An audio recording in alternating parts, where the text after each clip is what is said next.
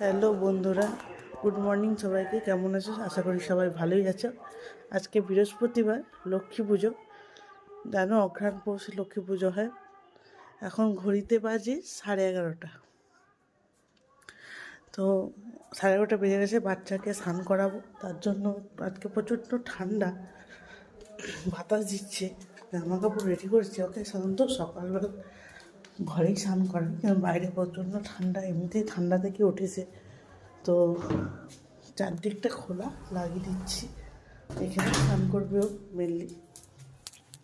আমাদের গিজারটা অন করে দিচ্ছি, কেন জল গরম করতে বসানো আছে, তবু গরম হবে কি হবে না, তার জন্য গিজার অন করে একটু গরম জল নিয়ে নেব।